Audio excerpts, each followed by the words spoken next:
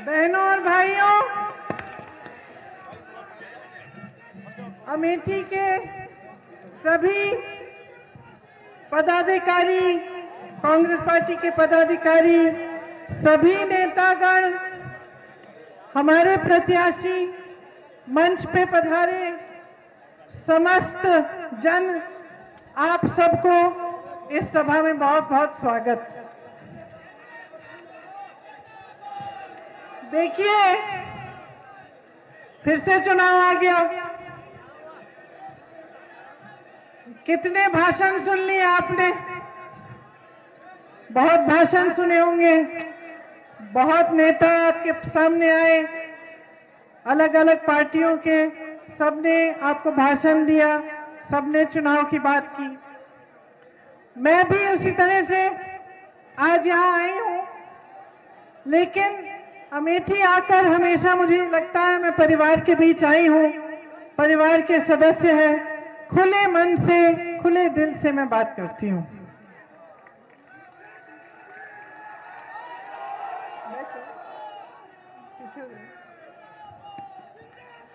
देखिए, आज उत्तर प्रदेश में परिस्थितियां क्या है। उत्तर प्रदेश इस देश का सबसे बड़ा प्रदेश है।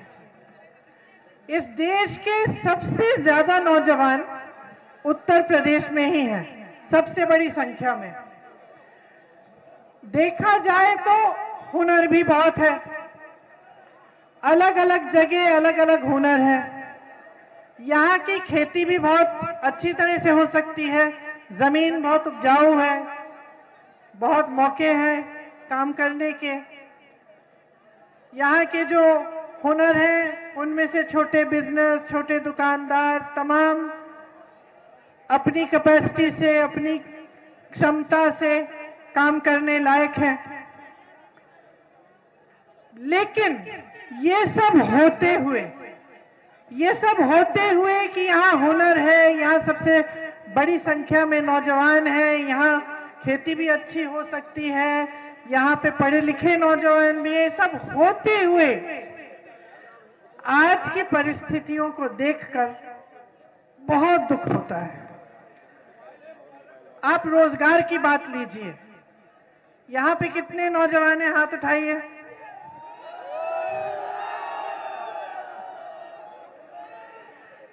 आप में से कितनों को पिछले 5 सालों में रोजगार मिला? नहीं मिला? कोई एक ऐसा नौजवान है जो हाथ उठाकर कह सकता है कि सरकार ने पिछले 5 सालों में आपको रोजगार दिलवाया? नहीं है। अब मैं रोजगार के बारे में कुछ बताती हूं आपको। 12 लाख रोजगार, सरकारी पद 12 लाख खाली पड़े हैं। 5 साल बीत गए, योगी जी की सरकार रही, केंद्र में मोदी जी की सरकार रही, 5 साल बीत गए। खुद कहते हैं कि 4 लाख रोजगार की उन्होंने एप्लीकेशन खोले हैं और 4 लाख से कम ही रोजगार दिलवाए हैं। ठीक है, जब पिछला चुनाव था तो कहते थे 70 लाख रोजगार दिलवाएंगे। सच्चाई यह है कि 12 लाख पद खाली है, उनमें से मात्र 4 लाख की एप्लीकेशन भी खोले गए हैं और बाकी सारे खाली के खाली पड़े हैं। मैं पूछना चाहती हूं, क्या उत्तर प्रदेश में आपको 12 लाख बेरोजगार नौजवान नहीं मिले? मुझे तो हर मीटिंग में मिलते हैं, इस मीटिंग में हजारों होंगे। तो उन्होंने रोजगार नहीं बनाए।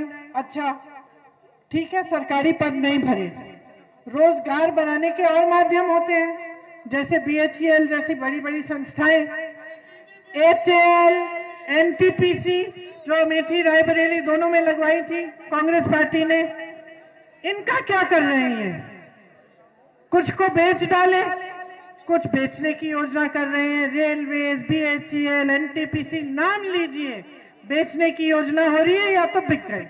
किसको बेचे? अपने बड़े बड़े उद्योगपति मित्रों को। तो ये जो दूसरा रोजगार पाने का साधन था, इसको भी खत्म कर दिए। अब तीसरी कहां से रोजगार बनती है? तीसरी जगह जो छोटे दुकानदार हैं, छोटे बिजनेस वाले हैं, जो यहाँ जगदीशपुर में तमाम हैं, छोटे छोटे मैन्युफैक्चरिंग के यूनिट, कुछ छोटा अपना बिजनेस शुरू कर लिया, इससे बहुत रोजगार बनता है। इनको भी आपने खत्म कर डाला, नोटबंदी की, जीएसटी थोप दी, उसके बाद कोरोना में लॉकडाउन अचानक कर दिया। बेचारे छोटे दुकानदार, छोटे बिजनेस वाले बिजली के बिल भरते रहे, कर्ज में डूब गए, कोई राहत नहीं आई सरकार से। तो जो 3 जगह थे जहां से रोजगार मिल सकते थे, सरकारी पद जो खाली है, जो बड़ी बड़ी संस्थाएं थी, और जो छोटे दुकानदार, छोटे मैन्युफैक्चरिंग के यूनिट हैं, उनको तकरीबन आपने सारों को खत्म कर डाला। तो ये हुई रोजगार की कहानी कि जो काम करना था आपके लिए, जिस तरह से रोजगार बनाए जा सकते थे, उसमें उन्होंने कोई ध्यान नहीं दिया। किसानों की बात करिए, किसानों को उपज का दाम नहीं मिलता, खाद नहीं मिलती, किसान बेचारे खाद की लाइन में खड़े खड़े, ललितपुर बुंदेलखंड में देखिए, खड़े खड़े उनकी मृत्यु हो गई। कई किसान हैं जो आत्महत्या कर लिए क्योंकि उपज का दाम नहीं मिल रहा है। छुट्टे जानवर की इतनी बड़ी समस्या है, सुबह शाम मेहनत करनी पड़ती है, चौकीदारी करनी पड़ती है अपने खेतों की, कमाई नहीं हो रही है, खाद नहीं मिल रहा है, तो किसान भी बहुत परेशान है। अब इसके बारे में क्या कहती है सरकार? प्रधानमंत्री मोदी जी उत्तर प्रदेश में चुनाव प्रचार के लिए आए 4-5 दिन पहले। उन्होंने कहा कि ये जो छुट्टे जानवर की परेशानी है, की समस्या है, इसके बारे में मुझे आज संज्ञान हुआ है। अभी पता चला है कि उत्तर प्रदेश के जितने भी किसान हैं वो इस समस्या से जूझ रहे हैं। अब बताइए, पिछले चुनाव में मैं यहाँ आई थी 2019 में, मैंने जब भाषण दिया यहीं जगदीशपुर में, तब मैंने कहा था कि छुट्टे जानवर की बहुत बड़ी समस्या है, इसको सुलझाने का काम होना चाहिए। कांग्रेस के हर नेता ने कहा। 3 सालों में मैंने मुख्यमंत्री जी को चिट्ठियां भी लिखी कि देखिए बहुत बड़ी समस्या है, इसका कुछ करिए, किसान जूझ रहा है। अब कह रहे कि हमें मालूम ही नहीं था। आप मुख्यमंत्री, आपका सरकार, आपकी केंद्र में सरकार आपकी, वहां अमेरिका में डोनाल्ड ट्रंप जी खांसते हैं, आपको पता चल जाता है, आप चिट्ठी लिख लेते हैं उनको। यहाँ किसान मर रहा है, जूझ रहा है परेशानियों से, किसान 27 से 30 रुपए प्रतिदिन कमा नहीं पा रहा है। आपके बड़े बड़े उद्योगपति मित्र, जिनको आप पूरे देश की संपत्ति सौंप रहे हैं, 1000 करोड़ रुपए एक दिन में कमाते हैं, 1000 करोड़ रुपए एक दिन में, और आप कह रहे हैं कि आपको किसान की परेशानियां नहीं मालूम। तो ये रही किसान की कहानी। अब आप चलिए महंगाई पर। महंगाई हद से ज्यादा बढ़ गई है मेरी बहनें। यहाँ कितने का आता है कड़वा तेल? यहाँ 220, परसों में कहीं और थी, वहां 240 हो गया। एक दिहाड़ी कितनी है? एक दिहाड़ी से एक भी बोतल नहीं मिल रही है, मुश्किल से एक बोतल मिल जाती है। पेट्रोल डीजल के दाम किस हद तक बढ़ गए हैं, बिजली की बिल कितनी बड़ी बड़ी आती है। तो महंगाई से मार रहे हो आप जनता को। आजकल मैंने अखबार में पढ़ा कि चुनाव के बाद गैस सिलेंडर के दाम और बढ़ जाएंगे, और सरकार क्या कहती है? कहती है हमने आपको एक मुफ्त गैस सिलेंडर दिया है। देखिए, सरकार कहती है देखिए, कोरोना के समय से आपको एक बड़ा राशन मिलता है, आप खाता खोल दीजिए, आपको थोड़े बहुत पैसे मिलते हैं। अब मैं पूछना चाहती हूँ, क्योंकि एक नौजवान, एक यूपी के नौजवान ने मुझसे पूछा, हम बातें कर रहे थे, उसने भर्ती की परीक्षा दी थी, परीक्षा में पास भी हो गया था, नियुक्ति नहीं हुई, फिर परीक्षा रद्द हो गई किसी बहाने, बहुत दुखी था, परेशान था। तो मैंने पूछा कि भाई सरकार क्या करती है? तो उसने कहा कि सरकार एक बोरा राशन तो दिलवा देती है, थोड़े बहुत पैसे भेज देती है हर 2-3 महीने। ये भी कहा है कि जब चुनाव आता है तब पैसे थोड़ी तेजी से आते हैं, तब राशन थोड़ा तेजी से आता है, नहीं तो फिर जब जी चाहे भेज देते हैं। उसने मुझसे एक सवाल पूछा कि दीदी आप बताओ, क्या ये जो एक बोरा राशन है, इस पर मैं अपना भविष्य बना सकता हूं? क्या इसके आधार पर मैं अपने पैरों पे खड़ा हूंगा? क्या मुझे कल कमाना पड़े, अपने माँ बाप के जीवन को सुधारना पड़े, अपने परिवार की परवरिश करना पड़े, तो क्या मैं इस एक बोरे राशन और ये 1000-2000 रुपए से कर पाऊंगा? क्या यही है सरकार की मेरे प्रति जिम्मेदारी? ये पूछा उसने मुझे, और मैं सरकार से पूछना चाहती हूँ, आप जो ये राशन दिलवा रहे हैं, आप जो ये थोड़े थोड़े पैसे भेज देते हैं खाते में, क्या यही आपकी जिम्मेदारी है जनता के प्रति? क्या आप सोचते हैं कि जनता इसको लेकर खुश होकर आपको वोट दे देगी और काम इसी पर, यहीं पर आपकी जिम्मेदारी खत्म हो गई? क्योंकि मुझे लगता है कि ये सरकार अपनी जिम्मेदारी भूल गई। देखिए, केंद्र में जब सरकार होती है, जब प्रदेश में सरकार होती है, तो क्या नहीं हो सकता। अब यहाँ बुजुर्ग बैठे हैं, तमाम मेरे साथी, पुराने साथी बैठे हैं, ये बताएंगे जब राजीव गांधी जी प्रधानमंत्री जी थे, सरकार केंद्र में कांग्रेस की थी, प्रदेश में कांग्रेस की थी, तभी तो ये BHEL लगा यहां, तभी तो ये सब हुआ, तभी तो अमेठी का नक्शा बदला। तो क्यों नहीं हो रहा है? आपने कभी पूछा ये सवाल? आपकी भी आदत बन गई है कि चलो सरकार थोड़ा बहुत दे रही है, उस पे भी आप एहसान मान रहे हो कि आपका एहसान हो गया। कोई एहसान नहीं है जी, कोई एहसान नहीं है, ये कुछ नहीं है जो आपको दे रहे हैं।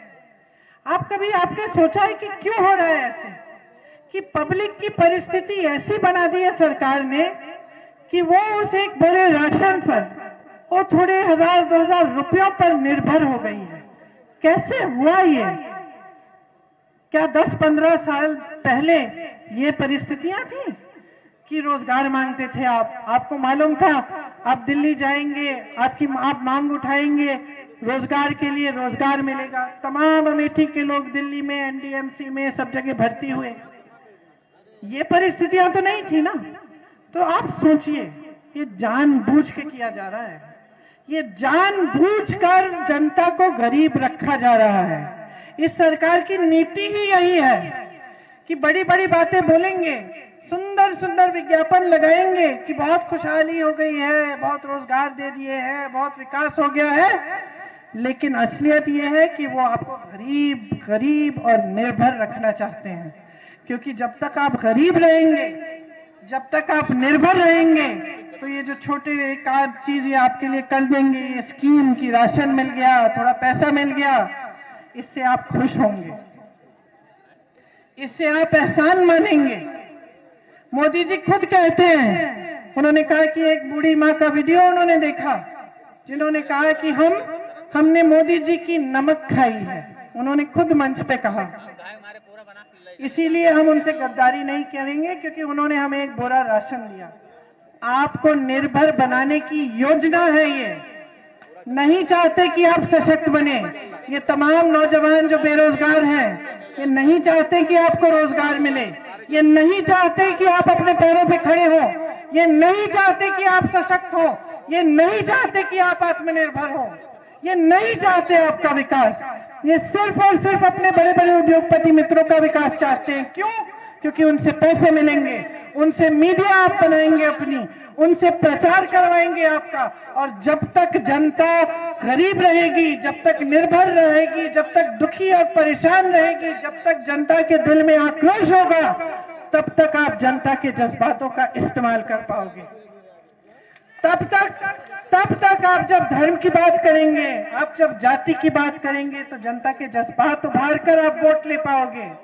जिस दिन इस देश का नौजवान सशक्त हो गया, शिक्षित हो गया, रोजगार मिल गया, उसे आत्मनिर्भर हो गया, तब तक धर्म और जाति की राजनीति इस देश में फूलेगी फैलेगी। जिस दिन आप आत्मनिर्भर हो जाएंगे, आप सवाल उठाना शुरू करोगे। आप कहोगे कि विकास का काम क्यों नहीं किया। आप पूछोगे कि बड़े बड़े भाजपा के नेता, आप लोग यहाँ की घोषणा करते हो, आप कह रहे हो कि लखपति बनाया आपने हजारों उत्तर प्रदेश में, हमारी यहाँ बिजली क्यों नहीं आ रही है। हम बिजली के बिल क्यों भर रहे हैं जब बड़े बड़े बिल क्यों भर रहे हैं जब बिजली नहीं आ रही है? हमारे यहाँ पानी की सुविधा क्यों नहीं है? सेहत की सुविधा क्यों नहीं है? पाठशालाएं क्यों नहीं बनाई आपने? नहीं, क्या किया है आपने? आप ये सवाल उठाएंगे? ये सरकार नहीं चाहती कि आप आत्मनिर्भर हो। ये सरकार आपके घुटने टेकना चाहती है। ये सरकार आपकी कमर तोड़ना चाहती है। दिखा दिया है 5 सालों में इन्होंने। कुछ नहीं करना चाहती आपके लिए, सिर्फ और सिर्फ आपको थोड़ा सा राशन, थोड़ा सा पैसा देना चाहती है। जीवन भर क्या आपने इतनी मेहनत से अपने बच्चों को बड़ा इसलिए किया है? मैं गरीब से गरीब परिवार के घर में जाती हूँ, कमाई मुश्किल है, रोजी रोटी नहीं कमा पा रहे हैं, फिर भी वो माँ, वो पिता मुझे क्या कहते हैं कि दीदी हमने मेहनत की है, बहुत मेहनत की है, खून पसीना बहाया है अपने बच्चों को शिक्षित करने के लिए। जहां जहां मैं जाती हूँ सब कहते हैं हमने मेहनत की है अपने बच्चों को शिक्षित करने के लिए, ताकि हमारे बच्चों को रोजगार मिले, ताकि हमारे बच्चे कमा पाएं, ताकि हमें उन पर गर्व हो। तो मैं पूछना चाहती हूँ, क्या आपने इतनी मेहनत अपने बच्चों को पढ़ाने के लिए इसलिए की है कि वो एक बड़े राशन पर निर्भर हो? इसलिए की है आपने कि आपने उनके लिए इसलिए की है कि रोजगार मिले, कमाएं, आपकी देखभाल करें, अपने परिवारों की परवरिश कर पाए?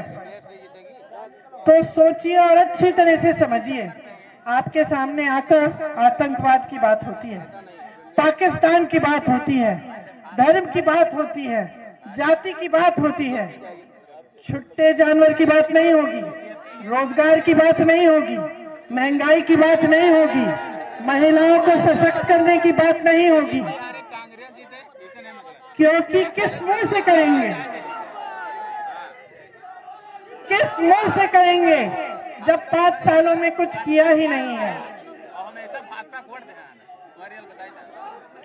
मैं आपको बताना चाहती हूं कि जब रोजगार की बात करते हैं, कांग्रेस पार्टी ने पूरा एक युवाओं के लिए एक पूरा भर्ती विधान निकाला है। हम कह रहे हैं 20 लाख रोजगार हम देंगे, लेकिन हमने उसमें लिखा है कि ये 20 लाख रोजगार आएंगे कहां से? 12 लाख खाली पद जो इन्होंने खाली छोड़े हैं वो हम भरवाएंगे। उसके साथ साथ 8 लाख नए रोजगार बनाएंगे। आप जैसे जो नौजवान हैं, अगर आप अपना छोटा सा कारोबार शुरू करना चाहते हैं, छोटा बिजनेस शुरू करना चाहते हैं, खास तौर से अगर आप अति पिछड़े या दलित वर्ग के हैं, आपको 5 लाख रुपए सरकार देगी 1% ब्याज पे। हम कह रहे हैं कि जहां जहां हुनर है, जैसे मान लो मुरादाबाद में पीतल बनाने का हुनर है, वहां पे हम उस हुनर के लिए सारी सुविधाएं देंगे। वहां पे अगर नौजवान उस हुनर का इस्तेमाल करके एक अपना कारोबार शुरू करना चाहे, हम उसको पूरी सुविधाएं देंगे। हम नए रोजगार पैदा करेंगे। हम कह रहे हैं कि जो छोटे दुकानदार हैं, जो छोटे बिजनेस हैं, जिन्होंने तमाम परेशानियां झेली हैं पिछले 5 सालों में, हम समझते हैं कि उनका कितना दुख है, हम समझते हैं कि कितना संघर्ष किया है आपने। इसीलिए जो कोरोना के समय आपका बकाया था बिजली के बिलों का, वो हम साफ कर देंगे। हम कह रहे हैं कि आपकी जितनी भी बिजली की बिल है वो हम आधी कर देंगे। हम कह रहे हैं कि आपको एक बार फिर सशक्त करने का काम करेंगे, हम आपकी मदद करेंगे, आपको राहत देंगे, ताकि वो जो कारोबार जो बंद होने के कगार पे हैं अब, वो आप फिर से शुरू कर पाए, अपने पैरों पे खड़े हो सके। किसानों के लिए हम कह रहे हैं कि ये जो छुट्टे जानवर की समस्या है, इसको सुलझाने के लिए कांग्रेस की सरकार ने छत्तीसगढ़ में बहुत काम किया है। मुझे तो अच्छा लगा वैसे कि हमारी सरकार की नकल में अब कल परसों मोदी जी ने भी छुट्टे जानवर की बात की तो वही बात की, लेकिन हमारी सरकार ने छत्तीसगढ़ में करके दिखाया। क्या किया? उन्होंने कहा देखिए, अगर छुट्टे जानवरों को आप देखभाल कर लेते हैं तो सरकार आपसे 2 रुपए किलो गोबर खरीदेगी। अब शुरुआत में तो लोग हंसने लगे कि सरकार गोबर खरीदने लग गई है, लेकिन उस गोबर का फिर सरकार ने इस्तेमाल किया। जो महिलाओं के स्वयं सहायता समूह हैं, उनसे गोबर में वर्मी कंपोस्टिंग करवा के बढ़िया खाद बनवाई, गोबर गैस बनवाई। इससे महिलाओं का भी फायदा हुआ, जनता का भी फायदा हुआ और छुट्टे जानवर को लोग घर में रखने लग गए, देखभाल करने लग गए, क्योंकि उसके लिए कमा लेते हैं। ये होती है सरकार जो सोचती है जनता की समस्याओं के बारे में। हम कह रहे हैं कि उत्तर प्रदेश में हमारी सरकार बनेगी तो हम यही योजना उत्तर प्रदेश में लागू करेंगे। लेकिन सिर्फ ये नहीं, हम ये भी कह रहे हैं कि 3,000 रुपए पर एकड़, मतलब हर एकड़ जो नुकसान हुआ है आपका छुट्टे जानवर की वजह से, वो भी आपको मुआवजा दिया जाएगा। हम कह रहे हैं कि किसानों के लिए गेहूं और धान का दाम 2,500 रुपए हम दिलवाएंगे। पश्चिमी उत्तर प्रदेश में गन्ने के लिए 400 रुपए। तो हम ये सब चीजें कह रहे हैं। महिलाओं के लिए इतनी चीजें हमने योजना पूरी महिलाओं के लिए अलग बनाई है, एक शक्ति विधान बनाया है, क्योंकि हम कहते हैं कि देखिए आप गैस का सिलेंडर बेशक दीजिए, हम कह रहे हैं हम आपको 3 गैस के सिलेंडर मुफ्त देंगे, एक छोड़िए, लेकिन आपको सशक्त करने का काम भी करेंगे। 40% तो सरकारी रोजगार है वो हम महिलाओं के लिए आरक्षित रखेंगे पहले के प्रावधानों के अनुसार। तो पहले जो आरक्षण थे उन्हीं के अनुसार 40% सरकारी रोजगार महिलाओं को मिलेंगे। 25% पुलिस में भर्तियां महिलाओं की होंगी, ताकि जब आप पर अत्याचार हो, आपको आपकी पीड़ा हो, तो आपको एक पुलिस की अफसर मिले आपसे बात करने के लिए, आपको मदद करने के लिए। हम कह रहे हैं कि आज महिलाएं, मेरी बहनें अस्पताल जाती हैं, ब्लॉक के अस्पताल में, तो आपको पुरुष डॉक्टर मिलता है। हम कह रहे हैं कि हर अस्पताल में, हर ब्लॉक स्तर के अस्पताल में एक महिला डॉक्टर, एक महिला नर्स जरूर मिलनी चाहिए, ताकि आपकी समस्याओं की सुनवाई हो, आप खुलकर बोल सकें उन्हें कि आपकी सेहत की क्या समस्या है। हम कह रहे हैं कि आशा बहू और आंगनवाड़ी बहनों का मानदेय हम 10,000 रुपए तक बढ़ाएंगे, ताकि आपको सुविधा हो। हम कह रहे हैं कि आपकी सुरक्षा के लिए अगर आप पर अत्याचार हो और पुलिसकर्मी ने 10 दिन के अंदर अंदर FIR अपराधियों के खिलाफ दर्ज नहीं किया, तो उनका सस्पेंशन का कानून लाएंगे, क्योंकि बार बार हमने देखा है कि जब महिला पर अत्याचार होता है तो उसी महिला को जलील किया जाता है, उसके परिवार को प्रताड़ित किया जाता है, और जिसने अपराध किया वो ज्यादातर सत्ता में होता है, या फिर उसका सत्ता से कोई जोड़ होता है, या किसी नेता से कोई जुड़ाव होता है, इसीलिए उसको सरकार, पुलिस और प्रशासन बचा के रखती है। तो इस समस्या को हल करने के लिए हमने कहा है कि हम ऐसा कानून लाएंगे। तो ये तमाम हमने महिलाओं के लिए हम घोषणाएं कर रहे हैं। भर्ती की प्रक्रिया में इतने घोटाले हो गए हैं, भ्रष्टाचार हो गया है, तमाम नौजवानों के जीवन बर्बाद हो रहे हैं, 4-4, 5 साल इंतजार करते हैं भर्ती के लिए। हम कह रहे हैं उस प्रक्रिया को हम पारदर्शी बनाएंगे कि एक जॉब कैलेंडर हर भर्ती के लिए बनाया जाएगा। आपकी परीक्षा कौन से दिन पे होगी, उसका रिजल्ट कब आएगा और आपकी नियुक्ति कब होगी। आज स्थिति यह है कि आप परीक्षा देते हैं, अगर बाय चांस वो परीक्षा रद्द नहीं हुई, या उसका पेपर लीक नहीं हुआ, या उसमें कोई घोटाला नहीं हुआ, तब भी उसका रिजल्ट आपको 1.5 साल बाद मिल रहा है, और उसके रिजल्ट मिलने पर भी आपकी नियुक्ति सालों के लिए नहीं हो रही है। इसीलिए हम कह रहे हैं कि ये सब एक कैलेंडर बनेगा, और हम एक कानून लाएंगे कि इस कैलेंडर में किसी ने फेरबदल करने की कोशिश की या दखल देने की कोशिश की, तो उसका भी हम उसके खिलाफ कार्रवाई करेंगे। तो अब देखिए, ये सरकार होती है जो आपकी भलाई के लिए, आपकी समस्याओं को सुलझाने का काम करती है। हम एक ऐसी सरकार लाना चाहते हैं उत्तर प्रदेश में, एक ऐसी राजनीति को उभारना चाहते हैं जो अमेठी के लोगों ने दशकों पहले देखी। आपने देखा कि जब राजनीति, जब नेता समझता है कि आपके प्रति क्या जिम्मेदारी है उसकी, तो क्या नहीं करता है जनता के लिए। हम चाहते हैं कि उत्तर प्रदेश में फिर से एक ऐसी राजनीति उभरे जिसमें हर नेता समझे कि उसकी जिम्मेदारी है आपके प्रति, कि आपको निर्भर करना नहीं, आपको आत्मनिर्भर करना उसका काम है, कि आपसे वोट मांगना नहीं, लेकिन आपके लिए काम करना उसका काम है। आपके भविष्य को मजबूत करना उसका काम है, अपनी महत्वाकांक्षाओं को पूरा करना उसका काम नहीं है। तो ऐसे ही नेता विजय पासी जी हैं, आप सबने इनके लिए बहुत तालियां बजाई, बहुत उत्साह दिखाया। क्यों दिखाया? क्योंकि आप जानते हैं कि जब जब संकट आया, विजय पासी आपके साथ, आपसे कंधे से कंधा मिलाकर आपके संघर्ष में शामिल हुए। आप जानते हैं कि जब जब आप पीड़ा में थे, आपको दुख हुआ, तो विजय पासी जी आपके पास आए, आपकी पीड़ा को सुना और उन्होंने आपकी मदद करने की कोशिश की। तो इस बार विजय पासी जी को विजयी बनाइए,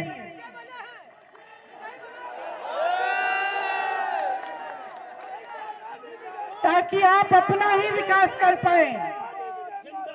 ये आपके प्रति जवाबदेह बनेंगे, ये काम करके दिखाएंगे, ये अपनी जिम्मेदारी को समझते हैं। ऐसी राजनीति को आगे बढ़ाइए। बहुत हो गया है, बहुत देख लिया है आपने भाजपा की राजनीति को, बहुत नकारात्मक राजनीति है। आपके जज्बातों को इस्तेमाल करना चाहते हैं, बस किसी न किसी तरह से सत्ता में रहना है, बस, और कोई लक्ष्य नहीं है। तो समझ लीजिए कि आपके प्रदेश में कितनी ज्यादती हो रही है, आपके साथ कितना अन्याय हो रहा है। और इस समझ के साथ, इस विवेक के साथ आप जाकर अपना वोट डालिए। कांग्रेस पार्टी को जिताने से आप अपनी ही भविष्य को मजबूत करेंगे।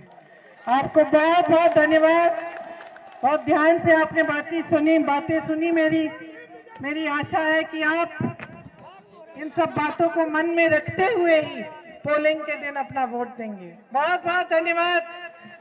अभी लाइक करें, शेयर करें, अभी चैनल को सब्सक्राइब करें।